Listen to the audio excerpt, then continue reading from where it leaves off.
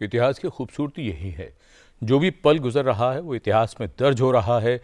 हर रोज़ कुछ ऐसी घटनाएं होती हैं जो आने वाले समय में सब याद करते हैं और कभी उनसे सीखते हैं, कभी उनसे प्रेरणा लेते हैं। तो प्रेरणा लेने का वक्त उन तमाम छात्रों के लिए भी है जिनके बोर्ड एग्ज़ाम चल रहे हैं। बिल्कुल। और हम लगातार ही आपको इस बारे में जानकारी दे रहे हैं कि एग्ज़ाम टाइम में या ज़िंदगी का कोई भी पड़ाव, कोई भी चैलेंज हो, उस टाइम पर आपकी सिर्फ एक मुस्कुराहट आपको कितने आसानी से उस काम को करवा सकती है। तो आइए, इस कार्यक्रम की हम लोग शुरुआत कर ही चुके हैं, चर्चा की हम लोग शुरुआत करते हैं। जी, और जल्दी से हम अपने जो व्यूअर्स हैं उनको गेस्ट से इंट्रोड्यूस करवा देते हैं। इस बारे में ख़ास जानकारी के लिए आज हमारे बीच में स्टूडियो में मौजूद हैं ज्योति रविचंद्रन जी। मैम, आपका बहुत स्वागत है। आप मेंटल हेल्थ स्पेशलिस्ट हैं यूनिसेफ से। मैम जी, ज्योति जी के साथ हमारे इस कार्यक्रम में ख़ास तौर से आज़मगढ़ से जुड़ रहे हैं रविंद्र कुमार जी, जो हमसे ऑनलाइन जुड़ रहे हैं। रविंद्र कुमार जी आईएएस ऑफिसर हैं, आप डीएम हैं आज़मगढ़ के, उत्तर प्रदेश में। रविंद्र जी को हमने ख़ास तौर से इसलिए भी जोड़ा है क्योंकि जो बात हम प्रेरणा की बात कर रहे थे, तो आप परिणाम की चिंता न करें लेकिन अपने मार्ग पर चलते रहें, क्योंकि जो कहते हैं ना कि मन के हारे हार है, मन के जीते जीत। तो थोड़ा रविंद्र जी से वो गुर भी हम सीखने की कोशिश करेंगे और हम छात्रों के साथ ही बातें भी साझा करेंगे। साथ ही अंशु, आप ज़रूर वो नंबर बताना चाहेंगे जिस पर हमारे दर्शक फ़ोन कर सकते हैं। जी, तो जल्दी से नोट कीजिए हमारे स्टूडियो का नंबर, जिसके ज़रिए आप हमसे जुड़ सकते हैं। 011-230-97532। इस नंबर को डायल कर कर आप स्टूडियो में जितने भी हमारे पैनलिस्ट हैं, हमारे कार्यक्रम में जो गेस्ट हमसे जुड़े हैं, अपनी कोई भी संशय, कोई भी सवाल हमारे गेस्ट से पूछ सकते हैं। ज्योति जी, हम बात कर रहे हैं एग्जामिनेशंस की, प्रेशर की, एंग्जाइटी की। तो एग्ज़ाम टाइम जो होता है, आपको क्या लगता है कि सिर्फ बच्चों का एग्ज़ाम है? अगर ऐसे में हम पेरेंट्स की, टीचर की रोल्स की बात करें, रोल ऑफ रिस्पॉन्सिबिलिटीज़ की बात करें, तो क्या लगता है आपको? एक पेशेंस, धैर्य, क्या कहना चाहेंगे आप? बिल्कुल, जब आपने प्रोग्राम को शुरू किया होली के बाद पे, ऐसा ही होता है। सबके ऊपर कलर्स डाल के, सबके ऊपर रिस्पॉन्सिबिलिटीज़ डाल के, सबके ऊपर डिमांड्स डाल के, और उसके साथ साथ में सभी के ऊपर सपोर्ट भी डालना चाहिए। तो एग्ज़ाम की टाइम वही होता है जब टीचर्स का उनके प्रेशर्स होते हैं, पेरेंट्स का उनके डर होते हैं, और बच्चों का उनके अलग का प्रेशर होता है। पर सबका सपोर्ट चाहिए और सबको यही अंडरस्टैंड करना चाहिए कि हम सब जुड़े हैं इस बात में, और इस जर्नी हम सबको साथ में लेना पड़ेगा ताकि सक्सेस आए सबके लिए। बिल्कुल जी, ये एक बड़ी ख़ास बात है जिसे कहते हैं कि बिल्कुल आज की बातचीत का आधार जो है वो तय हो गया है। तो रविंद्र जी, आपके पास आते हैं और सवाल अब जो मन में आता है वो यही कि भाई इम्तिहान ज़रूरी है ही क्यों? इम्तिहान की ज़रूरत है क्या, ये बताइए ज़रा हमको। देखिए संजीव जी, इम्तिहान क्यों ज़रूरी है, इसके पहले मैं ये कहना चाहूँगा कि पढ़ाई क्यों ज़रूरी है। क्यों? क्योंकि एग्ज़ाम एक बहुत ही वाइडर टर्म्स है। आप देखिए, अभी बोर्ड का एग्ज़ाम चल रहा है, डिफरेंट जो प्रोफेशनल कॉम्पिटिटिव एग्ज़ाम होते हैं या एक्टिविटी बेस्ड एग्ज़ाम होते हैं, जैसे singing, dancing competition, sports competition. तो चूँकि अभी पूरे इंडिया में चाहे सीबीएसई हो, आईसीएसई हो या स्टेट बोर्ड के एग्ज़ाम हो, वो सारे चल रहे हैं जिसमें लाखों बच्चे पार्टिसिपेट कर रहे हैं। तो मैं उस पे थोड़ा-सा प्रकाश डालना चाहूँगा। मैंने कहा कि एग्ज़ाम के पहले ये ज़रूरी है कि पढ़ाई क्यों ज़रूरी है। जैसे बोर्ड में 10th और 12th का एग्ज़ाम आता है। आप देखिए 10th में हम क्या पढ़ते हैं? हिंदी, इंग्लिश, मैथ, साइंस और सोशल साइंस। तो हिंदी, इंग्लिश आपको आगे की लाइफ़ के लिए अच्छे से कम्युनिकेट करना बताता है। मैथ कैलकुलेशन बताता है। साइंस और सोशल साइंस आपको आस-पास के एनवायरनमेंट से अवेयर करता है। हिस्ट्री आपको पास्ट के बारे में बताता है, बायोलॉजी अपने बारे में बताता है, और जितने भी फिजिक्स, केमिस्ट्री हैं या ज्योग्राफी और पॉलिटिकल साइंस है, आसपास से आपको परिचय करवाता है और आगे के जीवन के लिए तैयार करता है। तो अगर आप आगे के जीवन के लिए तैयार रहना चाहते हैं, आगे के जीवन में चैलेंजेज को फेस करना चाहते हैं, तो आपको ये पढ़ाई अच्छे से करनी होगी। और आपने अच्छे से पढ़ाई किया है कि नहीं, आप आगे की ज़िंदगी के लिए अच्छे से तैयार हैं कि नहीं, उसका टेस्ट कैसे होगा? तो एग्ज़ाम से होगा। तो इसलिए मुझे लगता है कि एग्ज़ाम ज़रूरी है और वो आपके फ़ायदे के लिए ज़रूरी है, ऐसा नहीं कि इंस्टीट्यूट के फ़ायदे के लिए ज़रूरी है। जी, बिल्कुल, एग्ज़ाम ज़रूरी है, ये तो हमें रविंद्र जी ने सिखाया, समझाया। और देखिए, एग्ज़ाम है, लेकिन चुनौतियों को बहुत सरल तरीके से हम लोग अपनाकर उसका सामना कर सकते हैं, और वो कैसे, जैसा कि हमने बताया स्माइल के साथ में। इसीलिए तो हम आपके लिए ये सेगमेंट लेकर आते हैं कि smile more to score more. और हमारे साथ में कॉलर भी जुड़े हैं। ज्योति जी, जान लेते हैं उनका क्या सवाल है। कुमार जयंत जी राजस्थान से। सर, आपका स्वागत है, अपना सवाल पूछें। अंशु जी और संजीव जी, आपको रंगोवरी होली की हार्दिक शुभकामनाएं, और हमारे पैनलिस्ट को भी। आपको भी जी। मेरा सवाल ये है कि बच्चों को एग्जाम से पहले जो एंजाइटी होती है, तो क्या उसमें पेरेंट्स को भी एंजाइटी रहती है? जी जी ज्योति जी। हमको ये लगता है कि सबका एंजाइटी बच्चे के ऊपर आ जाते हैं, क्योंकि वो वी टीच देम एवरीथिंग। सिर्फ सब्जेक्ट्स नहीं सिखाते हैं, हम ये भी सिखाते हैं क्या बहुत इम्पोर्टेंट होता है, किसका इम्पोर्टेंस कितना देना चाहिए। हाँ। और जब आपने बात कर रहे थे कि होली खेलना है कि नहीं खेलना है, स्टडीज़ में कितना देर देना है, बच्चों को सब हर दिन करना चाहिए। खाना चाहिए, सोना चाहिए, खेलना चाहिए, पढ़ना चाहिए, और दूसरी जो भी हॉबीज है वो सब करना चाहिए जी। और जब ये टेंशन की बात होती है, वो है कि टाइम है बहुत लिमिटेड है, उसमें बहुत सारा पढ़ना होता है, और हम बोलते हैं उसको कि फ्यूचर में ये बहुत इम्पोर्टेंट है, वो फ्यूचर के लिए ये मार्क्स बहुत और इम्पोर्टेंट ऐसा बोला जाता है पेरेंट्स के द्वारा, टीचर्स के द्वारा, सबके। तो यानी पेरेंट्स की जो टेंशन है वो कहीं ना कहीं बच्चों पर थोपी जा रही है। बिल्कुल। टीचर्स भी कहीं ना कहीं स्टक हैं, टेंशन में हैं, बिल्कुल। और वो भी अपनी टेंशन कहीं ना कहीं बच्चों को दिया जा रहा है। जी। और बच्चों को भी उनका ओन एक्सपेक्टेशंस होता है, हाँ। कि मुझे इतना अच्छा करना चाहिए, या मुझे ये फ्यूचर चाहिए और इस करियर में जाना चाहिए। वो सब बहुत पॉजिटिव चीज होते हैं कि उनको पता है कि उनके स्ट्रेंथ्स क्या होता है और इसकी मीनिंग क्या होता है ये मार्क कार्ड का।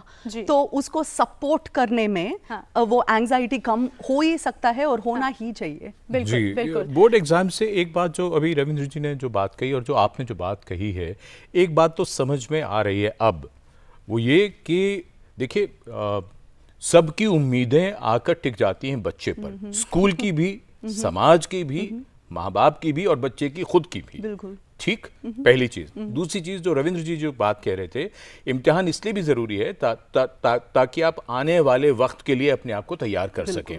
तो कहने का मतलब हुआ, अभी आपने टाइम मैनेजमेंट की बात की, जिंदगी में कुछ भी जो आपको करना है उसके लिए दरअसल आपको एग्जाम्स एक तरह से तैयार कर रहे हैं। जो आपने कहा कि किसको कितना वक्त देना है, यानी हाथी को हाथी और चूहे को चूहा समझना बिल्कुल है। बिल्कुल बिल्कुल बिल्कुल। और ये एक दिन में नहीं हो सकता है ना, मैं अभी मैं टाइम कैसे मैनेज कर सकूं ये अभी मैं नहीं सीख सकती, क्योंकि जो हैबिट्स जो होते हैं वो बुरा हैबिट्स सेट करने में बहुत आसान है। तो जब आप जो भी हैबिट्स को ले लीजिए, कि मैं लास्ट मिनट तक नहीं पढ़ूंगी, या जल्दी मेरी फ्रेंड से कॉपी कर लूंगी, ये सब हैबिट्स हमारे सबके अंदर है और वो बहुत आसान है। पर डे 1 से मैं छोटा काम रोज करूंगी, वो डिफिकल्ट हैबिट है। उस हैबिट को रूटीन में बनाना बिल्कुल मुश्किल है। ये बहुत खूबसूरत बात हो रही है आज, एक नई तरह की बातचीत है कि दरअसल इस तरह के एग्जाम आपको तैयार कर रहे हैं कि आपको जिंदगी को किस तरह से प्लान करना है, इससे बढ़िया और कोई रास्ता हो नहीं सकता। हमारे दर्शक हैं, सौरभ जी हैं, क्या सवाल है सौरभ जी आपका, पूछिए। हाँ संजीव सर, अंशु जी नमस्कार। नमस्ते जी। होली की शुभकामनाएं सभी आपको भी सब परिवार जी। हाँ जी। हाँ संजीव सर, ये मुझे पूछना था हमारे पैनलिस्ट जी, मैडम या डीएम सब जो आए उनसे जी, और ये कि होली तो साल में एक बार आती है, हमारी कुंठाओं को दूर करने के लिए, हमारी जितनी वर्जनाएं हैं उनको तोड़ने के लिए आती है होली, लेकिन उसके बाद भी छात्रों को क्यों इतना सोचना चाहिए कि मुझे एक होली नहीं खेलना है? गार्जियंस को भी छूट देनी चाहिए, कम से कम एक दिन तुम होली से चलो और मुक्त होता सारे तनाव से, और आने वाले समय के लिए तैयार रहो। होली की तो सारी दार्शनिक महत्व भी इसीलिए है कि हम सारी अपनी कुंठाओं को दूर कर सकें, होली मना के बिल्कुल रंगों से सराबोर हो जाएं। जी। तो आई थिंक रविंद्र सर से इस बारे में हम बातचीत करना चाहेंगे। रविंद्र सर, हमने जो कार्यक्रम की शुरुआत में बात की थी कि होली का समय भी यही होता है और बच्चों के एग्जाम का समय भी यही होता है, तो किस तरह से टाइम मैनेज कर सकते हैं, और क्या पेरेंट्स को बच्चों को होली खेलने के लिए एक दिन के लिए मोहलत दे देनी चाहिए? क्या कहना चाहेंगे आप? देखिए अंशु जी, जैसा कि ज्योति जी ने कहा कि लास्ट मोमेंट में लोग पढ़ाई करते हैं, वो नहीं होना चाहिए। शुरू से ही डेली थोड़ा-थोड़ा करके पढ़ना चाहिए। तो और एक और क्वेश्चन उठा कि क्या एंग्जायटी पेरेंट्स को भी होती है? जी। तो मैं ये कहूँगा कि बच्चों का परफॉर्मेंस को लेके गार्जियन भी चिंतित रहते हैं और यही कारण है कि एग्ज़ाम के बीच में होली आती है, तो पेरेंट्स इस चीज़ पे प्रेशर डालते हैं। उनका ये कंसर्न होता है कहीं होली के चक्कर में नेक्स्ट डे का एग्ज़ाम खराब नहीं हो जाए। जी। तो इसलिए पेरेंट्स बोलते हैं कि बच्चे पढ़ाई पे ध्यान दो। लेकिन मेरा ये मानना है कि अगर शुरू से ही हम एक सुनियोजित तरीके से पढ़ाई करें, रिवीजन करें, तो एग्ज़ाम का प्रेशर भी नहीं आता है, एंग्जायटी भी नहीं होती है। और जब आपके दिमाग में स्ट्रेस नहीं रहेगा, एंग्जायटी नहीं रहेगी, तो भले ही आप कुछ देर के लिए होली खेलें, उसको दिल से खेलते हैं, मन से खेलते हैं, आप एन्जॉय करते हैं। दोनों ही काम हो जाता है, होली भी खेल लेते हैं और आपको चूँकि पहले से तैयारी है, तो कल के एग्ज़ाम का भी प्रेशर नहीं रहता है, एग्ज़ाम भी अच्छा जाता है। तो basically it's all about planning, discipline और पहले से ही एग्जीक्यूशन, ताकि आपको अंत मोमेंट पे स्ट्रेस ना हो। रविंद्र जी, आपसे बात करते हो फिर ज्योति जी के पास आते हैं, इसी बात को थोड़ा सा आगे बढ़ाते हैं। आपकी बातों से ये लग रहा है कि हमें एग्जाम से बिल्कुल डरना नहीं चाहिए, तो एग्जाम से क्यों नहीं डरना चाहिए? देखिए, एग्जाम से क्यों नहीं डरना चाहिए, इसके बारे में कहूँगा कि डर क्यों लगता है। किसी को डर क्यों लगता है? तब लगता है जब आपको लगता है कि हम संकट में, हमें खतरा है, हम या तो सामने वाले की ताकत को नहीं जानते हैं, या हमें लगता है इससे हम लड़ेंगे तो हार जाएंगे। जैसे अंधेरे से डर लगता है, बाघ से डर लगता है क्योंकि बाघ से हम हार जाएंगे, बकरी से तो डर नहीं लगता है क्योंकि हम श्योर हैं कि उससे हम नहीं हारेंगे। तो एग्जाम से सबको डर नहीं लगता है। एग्जाम से उनको डर लगता है जिनकी तैयारी नहीं है और जिनको लगता है कि हम अपने एक्सपेक्टेशन के अनुसार परफॉर्म नहीं कर पाएंगे या फेल हो जाएंगे। जो अच्छे ब्राइट स्टूडेंट हैं, जो डिसिप्लिन्ड हैं, जो शुरू से तैयारी करते आ रहे हैं, पढ़ाई करते आ रहे हैं, उनको एग्जाम से डर नहीं लगता। हालांकि थोड़ी बहुत लेकिन तनाव होता है, स्ट्रेस थोड़ी बहुत एंजाइटी होती है। और मैं कहूँगा कि ये एंजाइटी जो है, जो एग्जाम प्रेशर है, चूँकि हम लोग साइंस के स्टूडेंट रहे हैं, तो एक ब्रेन जो है कॉर्टिसोल हार्मोन प्रोड्यूस करता है, जो कि कम अमाउंट में आपके क्या करता है कि आपके अलर्टनेस को बढ़ाता है, आपके फोकस को बढ़ाता है। लेकिन आप ज़्यादा प्रेशर लेंगे तो फिर उसकी क्वांटिटी बढ़ेगी और वो आपको स्ट्रेस पैदा करेगा, जो कि आपके रिकॉल जो मेमोरी होती है उसको बाधित करता है। तो यही कहना है, बेसिकली आपकी तैयारियां रहेगी तो लाइट प्रेशर रहेगा, जैसे संजीव जी ने हामी भरी, लाइट प्रेशर रहेगा तो जो कोर्टिसोल हार्मोन है वो आपके कंसंट्रेशन को, फोकस को, यानी एग्जाम में मदद करेगा। अगर आपने पहले से पढ़ाई नहीं की है, ज्यादा प्रेशर आएगा, ज्यादा कोर्टिसोल बनेगा, तो आपके रिकॉल मेमोरी को, जैसे एग्जाम में कुछ फैक्ट्स याद नहीं आ रहा है, जो पढ़ाई किए हैं कल वो भी भूल गए, तो उसके कारण तो यानी लास्ट, जी बिल्कुल, तो यानी कुल मिलाकर लास्ट मिनट जो स्टडी है उससे हमें बचकर पहले से ही, जैसा ज्योति जी आपने बताया कि रूटीन में अगर हम थोड़ा थोड़ा पढ़कर उसको एक रूटीन फॉलो करें तो हमें लास्ट मिनट पे एंग्जाइटी नहीं होगी। ज्योति जी, एग्ज़ाम टाइम पर या कोई भी मान लीजिए इंटरव्यू है या बच्चों के नॉर्मल रूटीन टेस्ट भी होते हैं, तो कहीं ना कहीं कोई ना कोई एक छोटा सा भी स्ट्रेस तो बच्चे को होता है। और घर में ऐसा देखा जाता है कि बच्चों के अंदर कुछ हिडन बिहेवियरल चेंजेस आते हैं। उन चेंजेस के बारे में बात करते हैं हम, उनको किस तरह से ऑब्जर्व किया जा सकता है पेरेंट्स के थ्रू और टीचर्स के थ्रू? बिल्कुल। फर्स्ट ये है कि हम हमारे बच्चों को अच्छे तरह से जानते हैं और उसको ग्रांटेड भी नहीं लेना चाहिए, क्योंकि जब वो डेवलपमेंट का स्टेज होता है ना, जब वो 3 साल का है, नहीं तो 12 साल का है, बहुत फर्क है उसमें। अभी भी वो हमारा बच्चे हैं, पर वो जब 3 साल के थे उनके भावनाएं, उनका बिहेवियर्स बहुत डिफरेंट होंगे, और जब हम वो 9th या 10th स्टैंडर्ड या 12th स्टैंडर्ड में आएंगे, उनमें बिल्कुल डेवलपमेंटली वो अच्छा है कि डिफरेंस देखे। तो हम क्या उनको भी सीखना चाहिए कि इस साल में ये ऐसा है और वहाँ जाना चाहता है और वहाँ जाना चाहती है, तो वो बहुत इम्पॉर्टेंट है। जो बिहेवियर्स चेंज होता है, हमको वो उसको अंडरस्टैंड करनी चाहिए, उतना जज नहीं करनी चाहिए।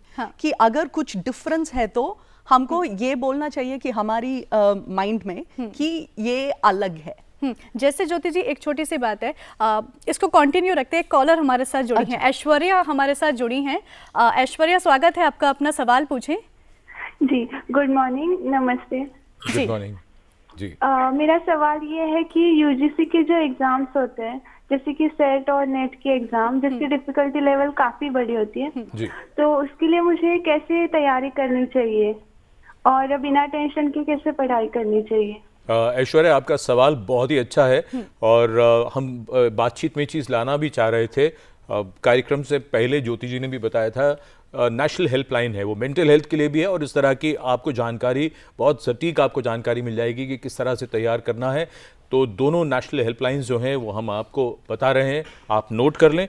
एक है मनोदर्पण, जो स्वास्थ्य मंत्रालय की जो शिक्षा मंत्रालय की है, उसका नंबर है 8448440632, और दूसरी है टेलीमानस, और टेलीमानस जो है उसका नंबर है 14416।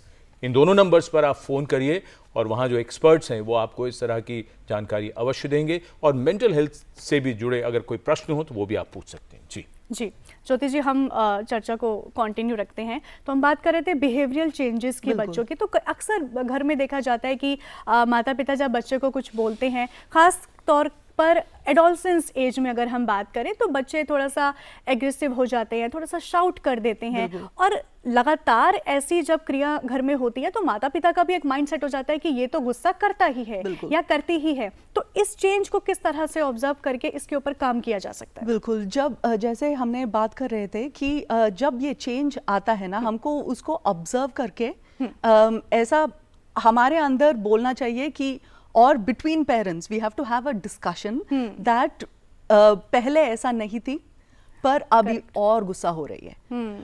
ना कि ये गुस्सा बहुत बड़ी बुरा बात है या वो बुरा हो रही है, ऐसा नहीं है। बिल्कुल। तो बिहेवियर में शिफ्ट हो रहा है। वो क्यों हो रहा है? वो भी एक स्ट्रेस का की एक साइन है। जी, तो यानी ज्योति जी, कुल मिलाकर हमें यह ऑब्जर्व करना चाहिए कि अगर बच्चे का किसी प्रकार से कोई एग्रेशन आया है तो उसके हमें बैकग्राउंड को थोड़ा सा नोटिस करना चाहिए, ऑब्जर्व करना चाहिए कि पहले ऐसा नहीं था, अगर आज ऐसा हुआ है तो उसके पीछे कहीं ना कहीं कुछ हिडन बात होनी चाहिए। बिल्कुल, राइट, बिल्कुल। एक कॉलर हमारे साथ जुड़े हैं भोपाल से, प्रदीप साहू जी। सर, स्वागत है आपका कार्यक्रम में, अपना सवाल पूछिए। Good morning ji. Good morning sir. आप सभी को सबसे पहले होली की एडवांस शुभकामनाएं। आपको भी अग्रिम शुभकामनाएं। जी जी प्रदीप, मैं ये पूछना चाहता हूँ, मेंटल हेल्थ पर बात चल रही है, एग्जाम पर बात चल रही है। अपन इतने दिनों से एग्जाम पे फोबिया पे बात करते हैं, बच्चों के वो करते हैं कैसे तैयारी करें। मेरा ये कहना है भाई, क्या है कि ये जो परीक्षा है ना, ये एक रिलेटिव टर्म है। ये रिलेटिव टर्म है, ये बच्चे की इच्छा पर डिपेंड करता है। सामने तो कॉम्प्लीमेंट्री, तभी उसको परीक्षा बोला जाए। तो बच्चों को ये क्यों नहीं बताया जाए कि आपकी इच्छा पर डिपेंड करता, तब ये सामने आपका परीक्षा कहलाएगा। और हर बच्चे के अंदर जो है ना, भविष्य का एक एग्जामिनर छिपा हुआ है। जैसे पर कहते हैं ना कि child is a father of man, और मैं कहता हूं कि every student is a father of examiner. ये बात बच्चे को बताई जाए कि कल आप में से ही कोई बनकर एग्जामिनर बनेगा, इसके पास एक्सपीरियंस है। मान लो कोई बच्चा 10th में पढ़ रहा है, तो नर्सरी और क्लास 2 के बच्चे का एग्जामिनर हो सकता है, उसका एग्जाम ले सकता है, टेस्ट ले सकता है। बिल्कुल सर, बिल्कुल। वाला जो एग्जामिनर है वो आप ही के अंदर छिपा हुआ है। जी। अपन बच्चे, और इसी बारे में संजीव जी हम लोग बात भी कर रहे थे रविंद्र जी से। बिल्कुल। मेंटल जो परीक्षा के लिए एक स्ट्रेस जो होता है मिनिमम, वो जरूरी हो। बच्चा ही नहीं प्रदीप जी, आपने बड़ी गंभीर बात कही। वैसे तो हम सभी एग्जामिनर हर दूसरे को उसकी परीक्षा ही लेते रहते हैं। हाँ, और रविंद्र जी से हम इसी बारे में बात भी कर रहे थे। रविंद्र जी, सर आपने हमें यही बताया था कि एग्जाम जरूरी हैं, पढ़ाई क्यों जरूरी है। तो आप, ये जो फोन कॉल हमारे पास में आया है सर, हम आपसे इस बारे में जानना चाहेंगे। जी, कॉलर ने सही कहा कि अगर बच्चे को ये बताया जाए कि आज आप एग्जाम दे रहे हैं, कल को आपको एग्जामिनर बनना है। मैं इसको ऐसे कहूँगा, अगर बच्चे को ये बताया जाए कि आज आप स्टूडेंट बन के पढ़ाई कर रहे हैं, कल आपको टीचर बनना है।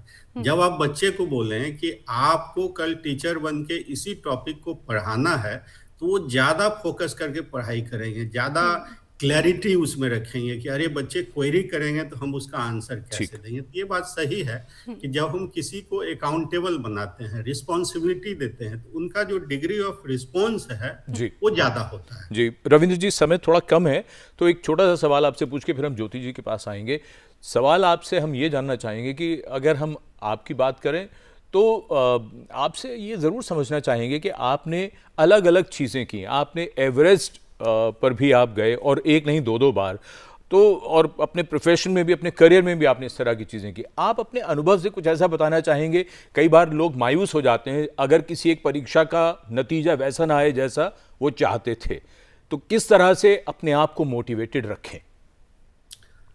देखिए, कभी भी हम बड़ा एम लेते हैं तो कोई ज़रूरी नहीं है कि प्रथम बार में ही सफल हो जाए। हमें इनिशियल हो सकता है कि हम फर्स्ट अटेम्प्ट में भी क्लियर कर लें, हो सकता है कि इनिशियल अटेम्प्ट में हम फेल भी हो जाएं, क्लियर ना हो पाए। मुझे एक कहावत याद आ रही है। मैं जब माउंटेनियरिंग करता था तो एडमंड हिलेरी और तेंजिंग शेरपा को सब जानते हैं। एडमंड हिलेरी जब फर्स्ट 2 इनिशियल अटेम्प्ट में एवरेस्ट पे चढ़ने में सक्सेसफुल नहीं रहे तो उन्होंने माउंटेन को चैलेंज किया कि I will come again and कंकर यू, कि मैं फिर से आऊँगा और तुम पर फतह करके दिखाऊंगा, because as a mountain you can not grow, as a human I can.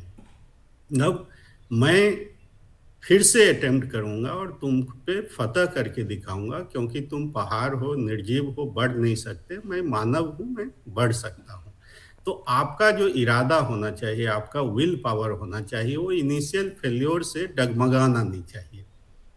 और मेरा तो ये मानना है कि अगर आपने सुनियोजित ढंग से तैयारी की है, आप कितना भी बड़ा एम दें, कहने का मतलब है आप कोई भी टारगेट लें, आईएएस का एग्जाम लें, आईआईटी का एग्जाम लें, मेडिकल का एग्जाम लें, तो अगर आप सुनियोजित ढंग से तैयारी कर रहे हैं और इनर कॉन्फिडेंस के साथ तैयारी कर रहे हैं और ओनली एम नहीं ले रहे हैं, रेगुलर पढ़ाई भी कर रहे हैं, तो आई एम श्योर कि आप उसमें सक्सेसफुल होंगे। लेकिन अगर आपने पहले ही ये सोच लिया कि अरे ये तो इतना बड़ा टफ एग्जाम है, इसमें 5 लाख लोग बैठते हैं, 10 लाख लोग बैठते हैं, हमसे बेहतर इंस्टीट्यूट में या कोचिंग में पढ़ाई करने वाले लोग बैठते हैं, तो आप मन से हार जाते हैं। और एक कहावत है ना, मन के हारे हार हैं, मन के जीते जीत। बिल्कुल। तो और यही बात रविंद्र जी हमने अभी हम इतनी देर से यही डिस्कस भी कर रहे हैं। बहुत खूबसूरत बात आपने भी हमें दोबारा से एक बार सिखाई है कि मन के हारे हारे, और वाकई हम जो मन से चाहने लगते हैं हमें जिंदगी में वही अचीव होता है। एक और कॉलर हमारे साथ जुड़े हैं, अरुण जी, जान लेते हैं उनका क्या सवाल है। जी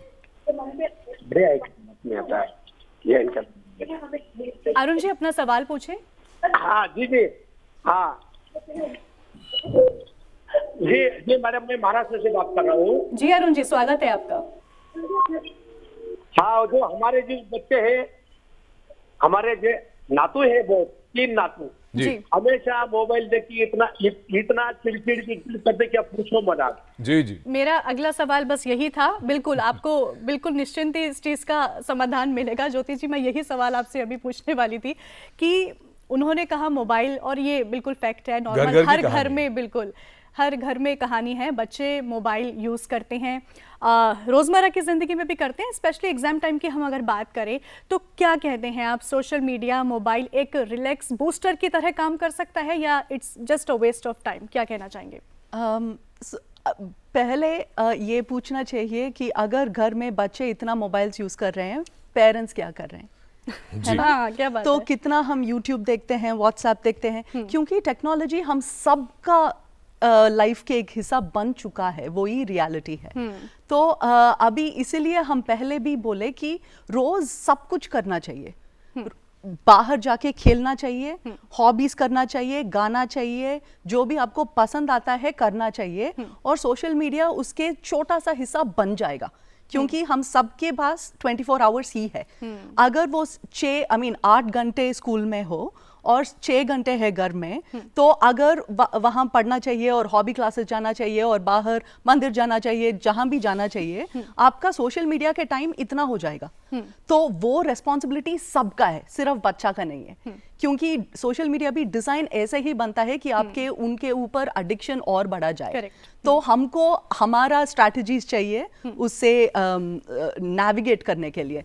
मत करो, से कुछ नहीं होगा। पेरेंट्स भी role model saying no is not a good option. Parents और बच्चों के बीच में, जैसा कि आपने बताया, कि कम्युनिकेशन होना बहुत जरूरी है। हाँ। जी, और बहुत ज़रूरी बात यही है कि ये जो दिन है, ये इम्तिहान तो चल ही रहे हैं, किसी को भी समस्या हो, हेल्पलाइन का नंबर हमने आपको बताया ही था, आप चाहें तो उसे एक बार फिर से नोट कर लें। मनोदर्पण 8448440632 और दूसरी टेलीमानस 14416। इन दोनों नंबर्स पर फ़ोन कर सकते हैं। इसमें छात्र भी कर सकते हैं, अध्यापक भी कर सकते हैं और माता पिता भी कर सकते हैं। एक शेर है आज़मी साहब का, वो ये कहते हैं, जो अभी रविंद्र जी भी कह रहे थे, कि हार होती है जब मान लिया जाता है, जीत हो जाती है जब ठान लिया जाता है। क्या तो बस ठान लीजिए, कुछ करना है। जी, तो बहुत धन्यवाद देना चाहेंगे ज्योति रविंद्र चंद्रन जी और हमारे दूसरे मेहमान रविंद्र कुमार जी, जो हमारे साथ जुड़े आजमगढ़ से। बहुत धन्यवाद आपका भी। Thank you Sanjeev ji, thank you Anshu ji.